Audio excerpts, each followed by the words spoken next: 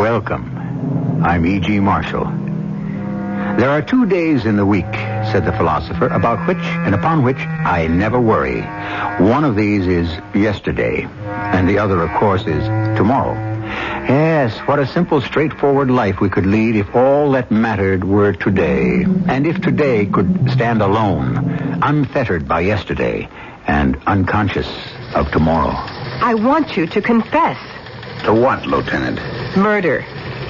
I never killed anyone. You have already killed twice. Confess before you kill again. If you think I killed 2 people, then arrest me. I can't. I have no evidence. You have no right to subject me to this harassment. I am not harassing you. I'm trying to save you. I want to stop you from killing again.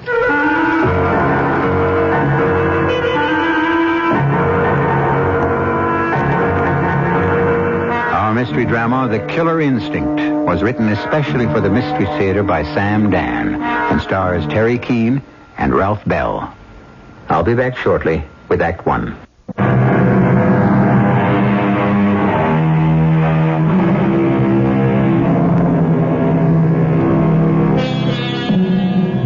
To take what there is and use it without waiting forever in vain. To dig deep into the actual and get something out of that. This, without doubt, is the right way to live. This is a thought expressed by Mr. Henry James. A little bit later on in our story, our central character, Harrison Craig, is going to come across it, and he's going to be so impressed by it that, well, it's going to be the reason why we have a story. However, right now we are sitting at the pool in one of those luxurious resorts in the Bahamas. Isn't this perfect?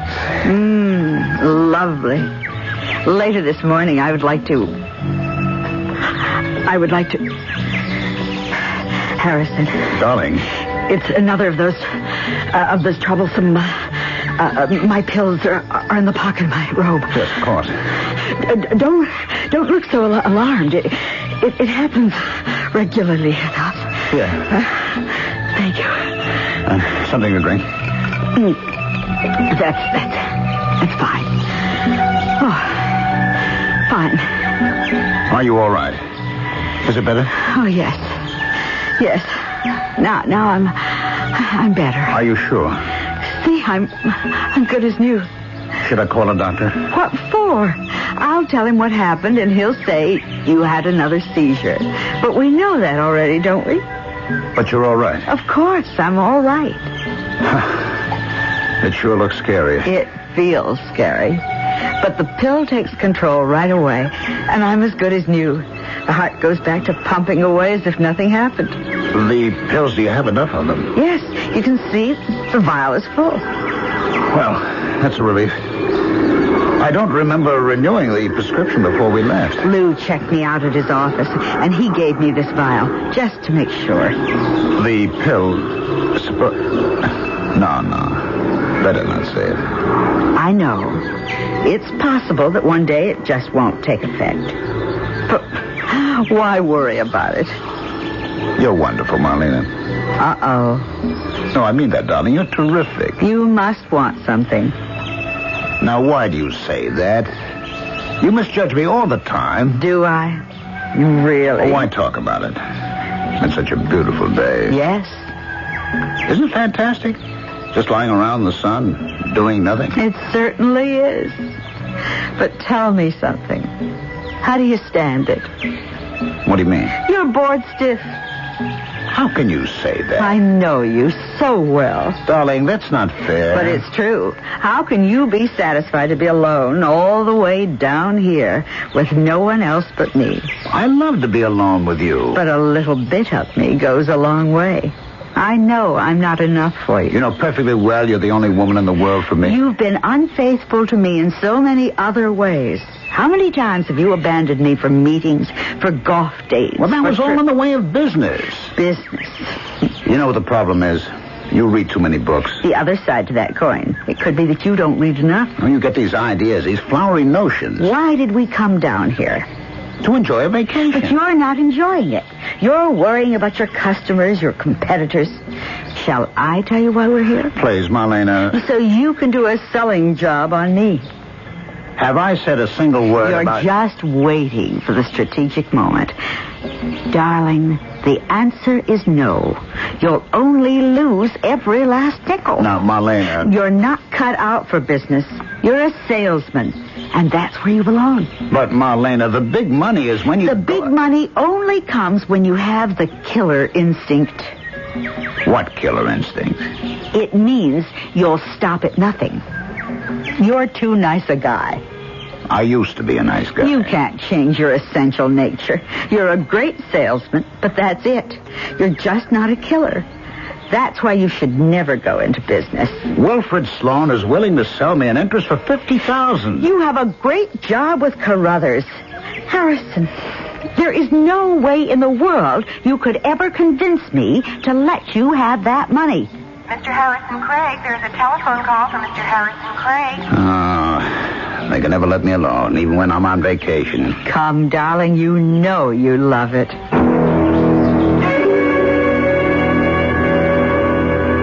This is Harrison Craig. Harry, Oh, hello, Wilfred. how's the weather down there?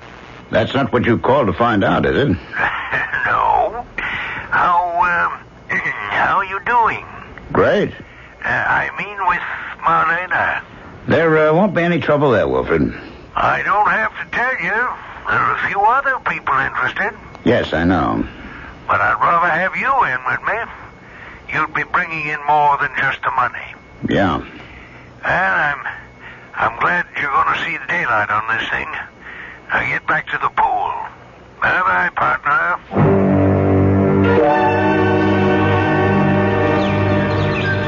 That, I assume, was Wilfred Sloan, who wanted to know if you'd softened the old bag up yet. Marlena, Wilfred Sloan is a gentleman. Wilfred Sloan is also a thief. Sloan Enterprises happens to be one of the top computer service companies in the East. Then why does he want money from you? He's selling me an interest in the firm. Your sales ability should entitle you to that. Oh, you'll never understand. I think I'll take a little nap. Look, Marlena, this is a chance in a million. The $50,000 you inherited from your mother. Now you can really do something with... Oh, forget it. Why don't you do a little reading, Harrison? Here, this book. It's called The Notebook of Henry James. I don't think that's my cup of tea. It happens to be the only cup of tea around.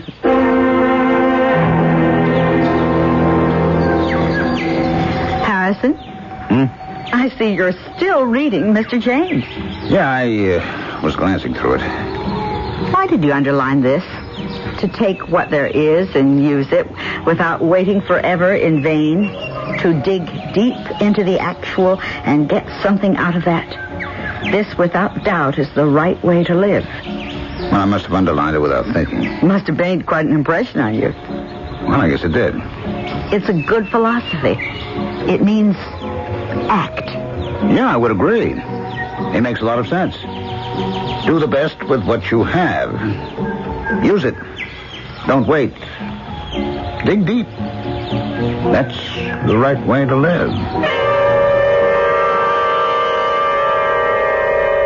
Harrison, everything all right with Marlena? Yes, of course, Doctor. It's just fine. I was in the neighborhood. I thought I'd drop in to say hello. Oh. Well, how was the vacation? Oh, just great. Is there anything new with Marlena? I should be asking you that question. I haven't seen her in over a month. How is she? Oh, okay. Until she gets those attacks, you know. Well, the pills should control the problem. Well, they do, but she gets one of those things on an average of every 2 weeks. Well, just make sure the pills are handy. I suppose she gets hit and the pills don't work. Oh, that isn't likely. But is it possible? Well, anything is possible. Harrison, do you actually mean you're going to have the money for me in 11 days? Harry? Oh, I was thinking of something else. Well, as long as we can be reasonably sure of going through with the deal, long about the end of the month... There's no problem, Wilfred. I've already given old Carruthers notice. I'll be all through there. You are serious. You know, I can see a whole new sales expansion program. That's why I want you. It'll take money. And you have to spend it to make it. Take what there is and use it. What's that, Harry? Oh, it's just a little bit of philosophy. Sounds great. To dig deep into the actual. That's the way to live.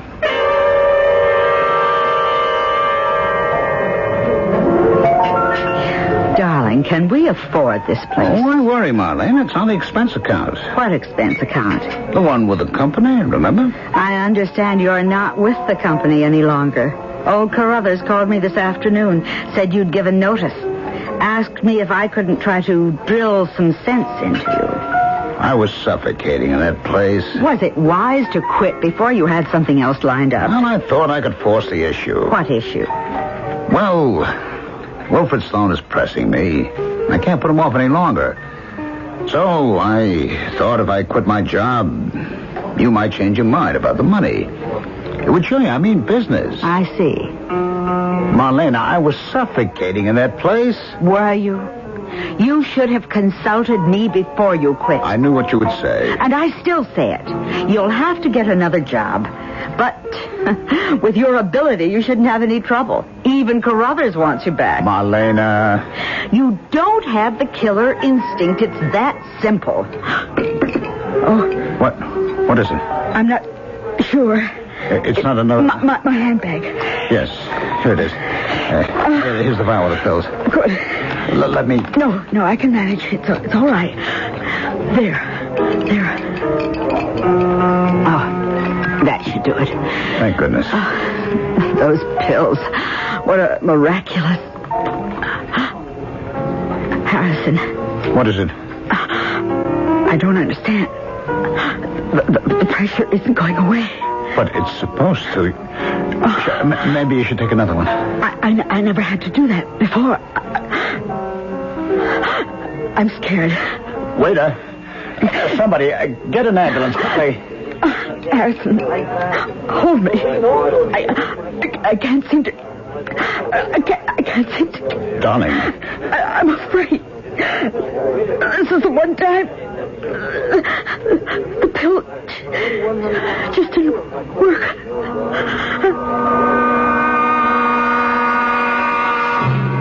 The one time. It was bound to happen one time, as we all know. But as we all know, there may be a certain area of mystery about this one particular time. Harrison Craig had hinted that the pill would not work one time. Was he perhaps giving way to a wishful thought? Or could there have been something more tangible? That could very well be the concern of Act 2.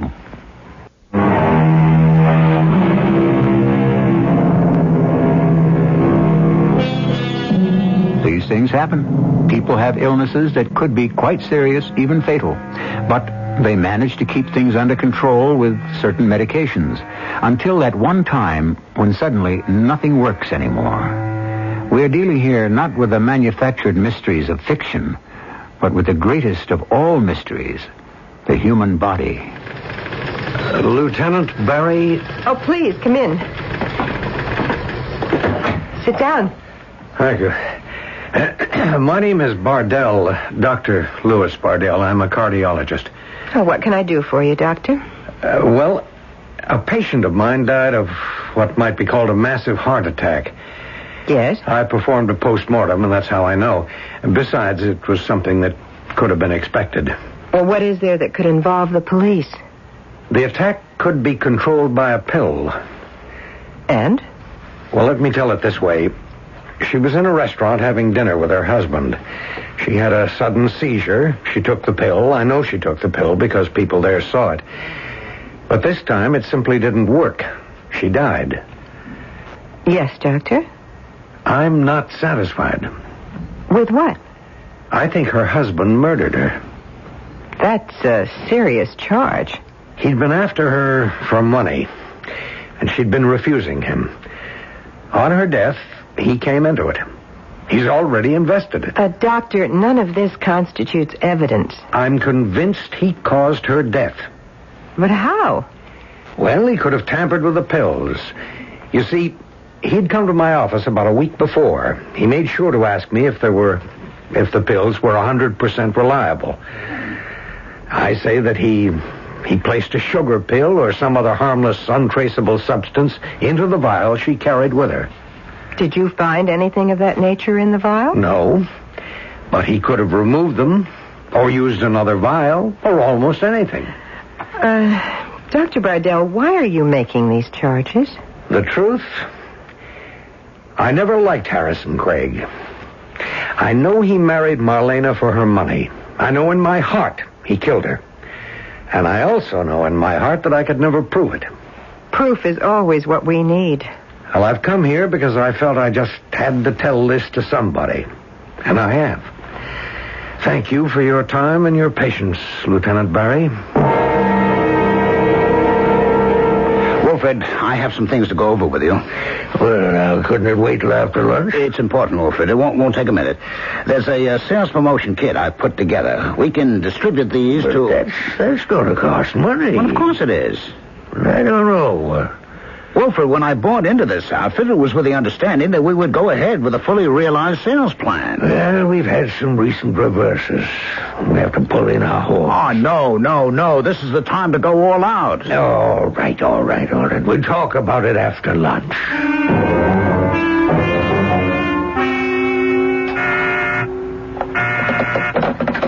Yes. Oh. Well, all right.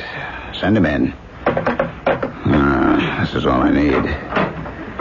I'm Lieutenant Barry. You... Oh. When my girl said a police lieutenant... Yes, I understand. Well, what can I do for you, Lieutenant? In the matter of your late wife's death. Yes? What's in it to involve the police? Your wife took pills that were supposed to get her over her attacks. Yes? That night, are you sure she had the right pills? Positive. She only took one kind. She only had one vial. That's where she kept them. And who had access to the pills? Well, she did, naturally. I did, of course. Who else? The cleaning lady who comes in 3 or 4 times a week. The pharmacist who fills the prescription. Is there some sort of, suspicion of criminal activity?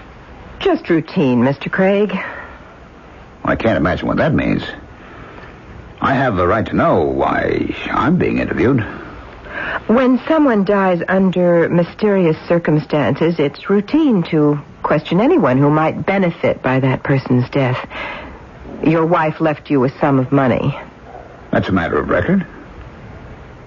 Is it true that you wanted her to lend you that money while she was still alive, and she refused?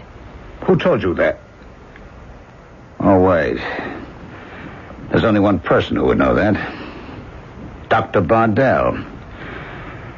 All right, let me tell you something about Lou Bardell. He doesn't like me.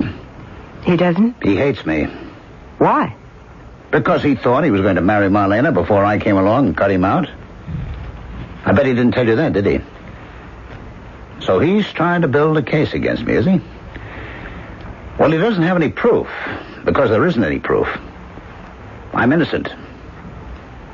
And good day to you, Detective Lieutenant Barry. Hello? Hey, you can't just barge in here. Suppose I had a patient. What right did you have to go to the cops? Because I know you killed her. That's crazy. Of course it's crazy. You were crazy to do it. You can't prove it. I know, but that's not the same as saying you're innocent. Lou, you never forgave me for taking Marlene away from you. Yes, I did. As long as I felt that the better man had won. But you're not the better man anymore. You're a murderer. I can sue you for slander. And if that stupid lieutenant goes along, I can have her badge. You know the tragedy of all this? You killed Marlena for nothing. I've heard enough of this, and I've warned you. You might as well listen to a little more. We talked a lot over the last year, Marlena and I, and she told me about that phony offer you got from Wilfred Sloan. Now, what did Marlena ever know about business? Nothing. But she knew people. And she spotted Sloan. He took you for that $50,000. What would you know about it? I've made it my business to find out. Just to prove something to you. I made some discreet inquiries. Wilfred Sloan is going to declare bankruptcy. Well, I don't believe that. His company is a hollow shell. He's drained it dry. That's a lie. I have a patient who's an attorney for some of your creditors. What? Say, you better sit down. It's a good thing you're in a doctor's office. You could very well have a... Hey, where are you going? Wilfred? Hello, Harry. You caught me just as I was leaving. You're not going anywhere. What's this about bankruptcy? Whatever gave you that idea? What happens to me? I'm out in the cold, broke. You looted the assets, even my $50,000. Oh, now I'll see that everybody gets paid, every penny. When? How? You're not going bankrupt. You can't stop me. We're going to stay in business. We can't. We can. I figured it out. We can get the Clovis account. Well, that's impossible. It belongs to Carruthers. Jim has it all sewed up. I can unstitch it. Don't forget, I'm the best salesman in the world. You'll never do it. I have to go bankrupt. I won't let you. I don't care what you do. You can't stop me.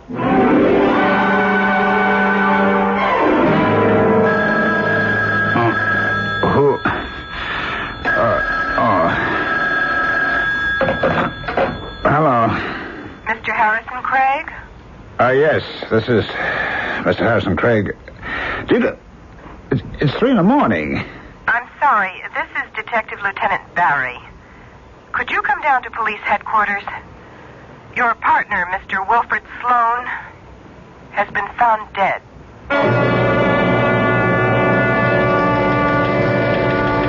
Offhand, Mr. Craig, it appears to be suicide. He was found inside his car, in his garage. The doors were closed. The motor was running. Oh. Why should he commit suicide? Business was pretty bad. Well, it was worse than that. He was about to declare bankruptcy. Yes, that's right. And you didn't want him to do that, did you? You had just invested rather heavily in the business. What are you implying, Lieutenant? You had a fight with him earlier in the day. People in the office overheard you. You said you wouldn't let him go bankrupt. That was an empty threat. How could I stop him? By doing just what you did. You waited for him to come home. As soon as he parked his car in the garage, you slugged him. There's a bruise on his jaw. You put him back in the car, turned on the engine, and closed the garage doors. That's a lie. Is it, Mr. Craig? You have no proof. You killed your wife to get the money. You killed Wilfred Sloan because he was going to steal it. Where do you go from here? You have no right to make that accusation. I only want to help you. Help? I'm the victim of a plot cooked up by my late wife's unsuccessful lover. My wife died of a heart attack. The pill that had been prescribed by that same lover failed to work. I'm accused of tampering with it. Mr. Harrison. And now the managing partner of my firm is found dead of monoxide poisoning in his garage. I am accused of having staged his murder. It doesn't occur to you, does it, Lieutenant, that the man committed suicide because his reputation could have been destroyed forever? What's in all this for you, Lieutenant? I'm doing my job. I only want to help. The person you really want to help is yourself. A woman dies of a heart attack, but our crackerjack lady sleuth proves that her husband is guilty of murder. A man dies of carbon monoxide poisoning, but this same fantastic girl detective proves his partner murdered him. Mr. Craig, perhaps you couldn't help yourself. A man's frustrations can drive him to the limit and beyond. That's an interesting angle. You know something? You're going to kill again. If you have evidence, arrest me. You are 40 years old. You never did anything criminal in your life, and then suddenly, something went wrong. And you killed. Then you committed another murder. It was easy. They were practically perfect crimes.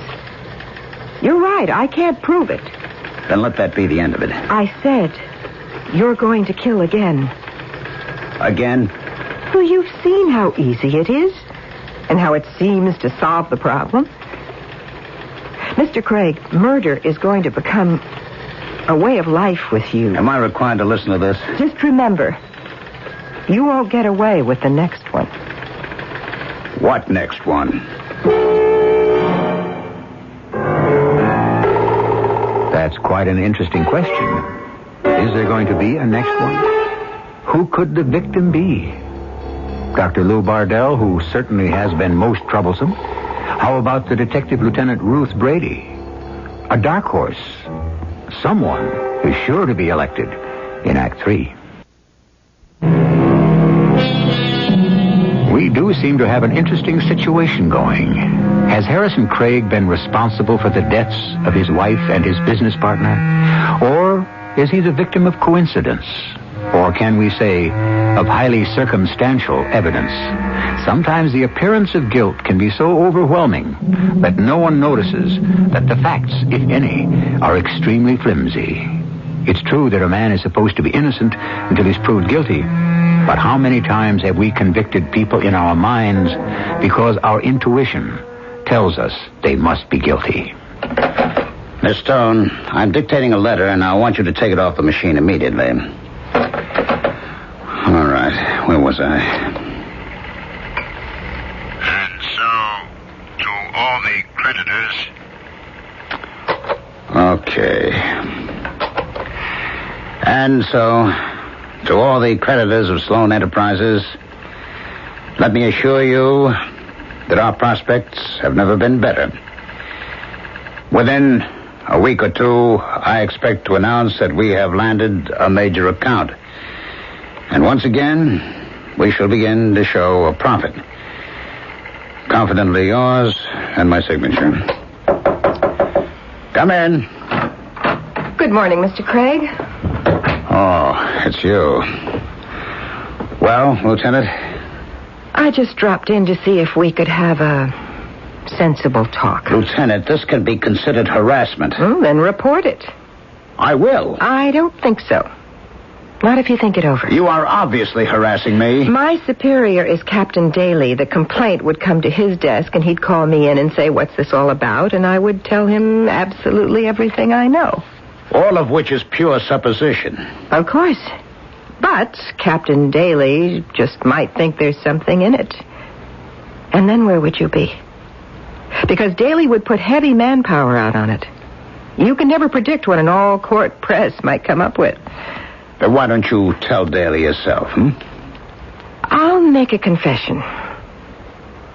I'm not obligated at this point to tell Daly anything about this case because I'm not working on a case. Actually, there isn't any case. Do you see? I'm not sure. I'm just doing a little quiet, running around on my time off. I have had about enough of You this. haven't had anything yet. You killed your wife. She was a very sick woman. A jury might feel she could have gone out at any time. Next, you killed your partner. A scoundrel. He actually swindled you. Nobody's going to have much sympathy for him. A good lawyer could work the temporary insanity angle. What with one thing and another, you could come out clean in 5 years, maybe less. You want to hear more? No. I'll tell you anyhow. But this is where it must end. This is as far as you can go. The next killing puts you in an entirely different class. Why do you keep saying the next killing? Take my word for it. You're hooked. Lieutenant, I'm very busy, and since you're here in an unofficial capacity... The next one will brand you as a mass murderer. And if you don't get life, you'll do a minimum of 15 to 20 years in jail. You'll come out, you'll be 55, 60. What'll be left for you? I am trying to stop you from committing the third one. How can I commit the third one when I didn't commit the first and the second? Mrs. Clovis, why do you need a computer service company to begin with? Efficiency, right? If you reconsider every point I have listed in this presentation, you can see that we offer more efficiency economically and effectively than any one of our competitors. You've made a very compelling presentation, Harrison. Well, it states the facts, Sarah. It seems a little odd, somehow, to have you selling against Jim Carruthers after all these years. A man must move on, you know. He gave you your very first break in this business. Sentiment, I'm afraid, pays very few bills. That's true. Mr. Carruthers helped me with It wasn't a break exactly, but it was valuable counsel. And more than that, comfort. I didn't have an easy time of it, Harrison. Sarah, you are one of the most inspiring success stories in our country. There were very few women engineers when I was young. I was the only girl in my class. I was considered something of a freak. But Jim Carruthers recommended me for a job at National Automated Machinery. And today, National Automated is the Sarah Clovis Company. It's certainly a fantastic accomplishment. Harrison, I know you're in a position to do a better all-around job for us.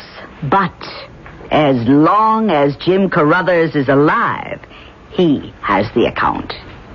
Sarah, that isn't the kind of thinking that got you to the top. True.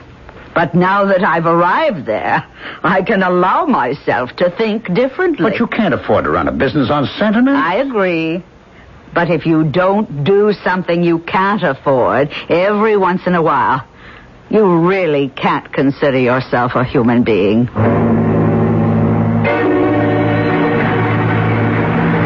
Good morning, Mr. Craig.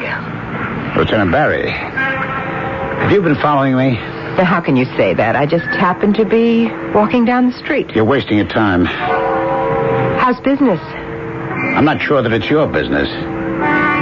People can get away with murder. Many of them do. I suppose you can get away with it, too. This time. There's no way we can tie you to the deaths of your wife and your partner. Then why do you keep hounding me? You are going to kill again. I know that. And that's what's so frustrating. There's nothing I can do about it. Lieutenant, if you'll excuse me. For a man who's been an upright citizen all his life, it's difficult to develop a taste for murder, but once he's got it, he has to indulge it. Lieutenant, arrest me or don't arrest me. You know I can't arrest you. In that case, just let me alone.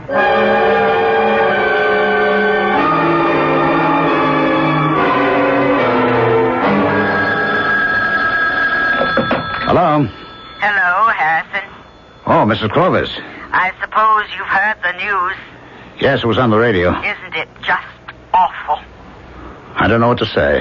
We have a friend at police headquarters, and they say they have no leads at all. He was just shot down by some thug who took his wallet. Oh, poor Jim. Poor Jim. Our streets have become a jungle. Well, what's the use? And yet, life must go on. Now, we're having some very serious software problems. I know you can help us. I can only say, what a way to get an account. Yes. I recall I did say, as long as Jim Carruthers is alive. I'll drop by this morning.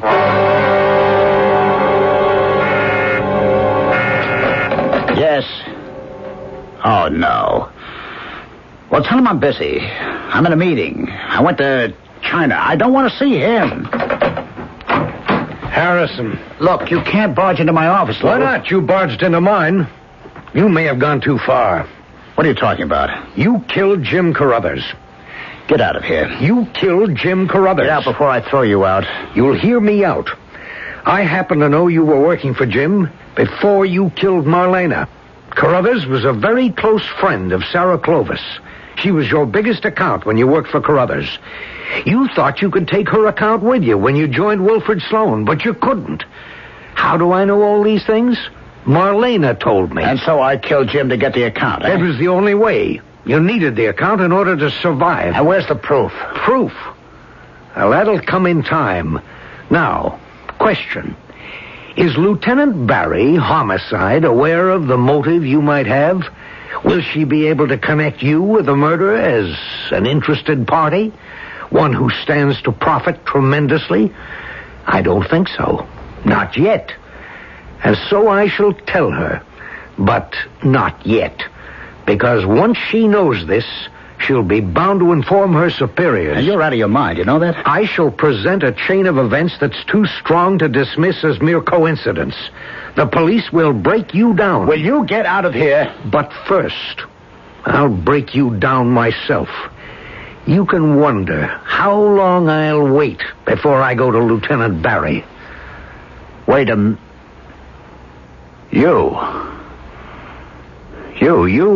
You killed Marlena. Me? Come on now. Lieutenant Barry asked me who had access to those pills. I told her. But I left out one name. Yours. I merely prescribed them. But the last time I asked her if she had enough, she said, I told Lou I was running low.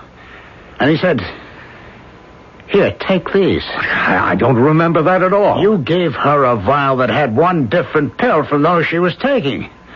Sooner or later, she'd have to take that one and she'd be dead. And why would I do that? Revenge. You'd kill her for having chosen me. And then you could work up a chain of circumstantial evidence to implicate me. So it was I who slugged Wilfred Sloan and put him in a closed garage and turned on the automobile engine. Absolutely. And I murdered Jim Carruthers, too. Why not? By this time, you developed a taste for it. And you were nailing my coffin shut. It won't work. Why not? The chain of evidence could just as easily point to you. My lawyer could spin the same fantasy about you as the district attorney could weave about me. At this point, 2 more murders are necessary. 2 more? Killing gets out of hand. The only police officer who has insight into the situation is Lieutenant Barry. She's freelancing. Once she's out of the way, there's no reason for the police to make any connection at all. I find this fascinating. And the other murder? To tie it up. To close the book. You would have to kill me. Oh, you've got that wrong, my friend. You'd have to kill me.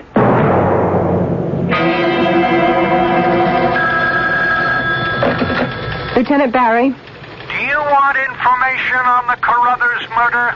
Who's calling, please? That doesn't matter. Russ, see if you can trace this.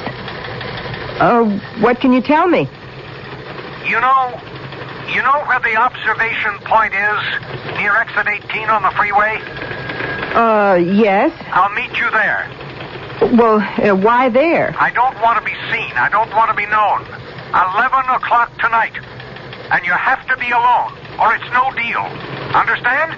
Yes, I understand. Now tell me who... Yeah. Russ, didn't get anything, did you? I couldn't hold him on the line long enough.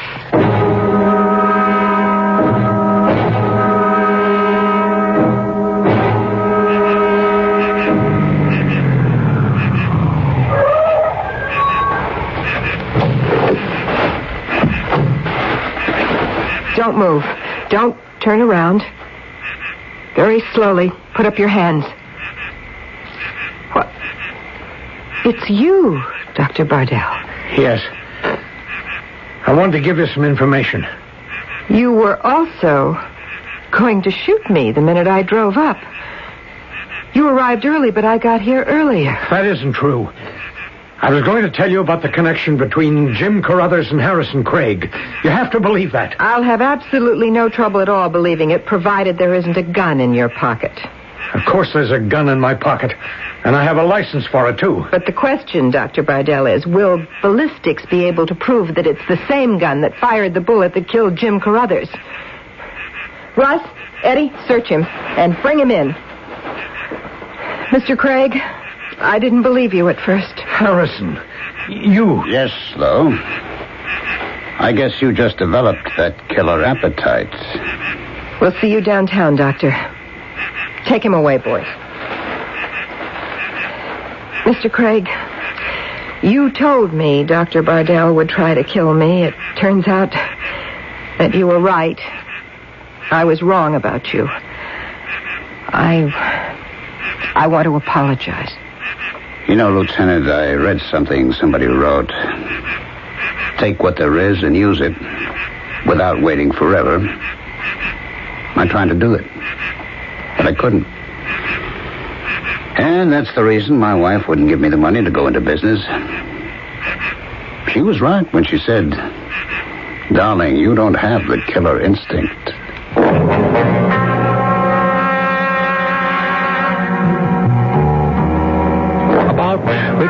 much has been written. And what is it exactly, this killer instinct? Does one have to be born with it? Is there a way to acquire it? Or do you have to be a killer to succeed in this life? I suppose that would all depend on how you define success. Once a discussion gets on such a philosophical track, the journey can go on endlessly. But you'll only have to wait a few minutes till I return.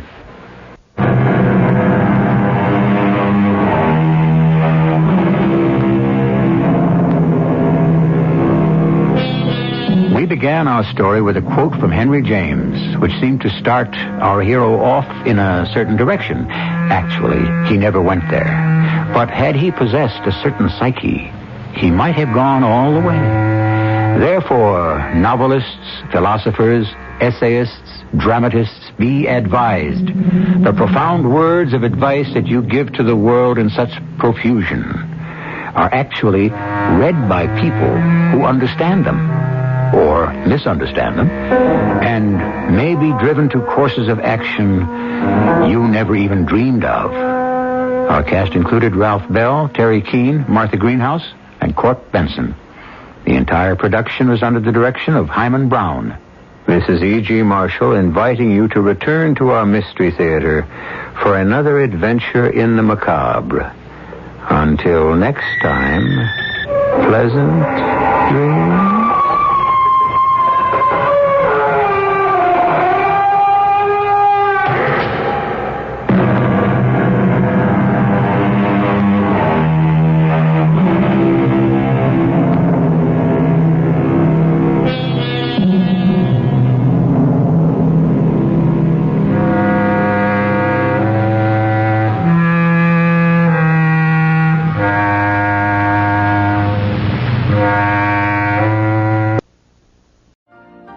You've been listening to the OTR Gold Network. Find more classic radio at otrgold.com.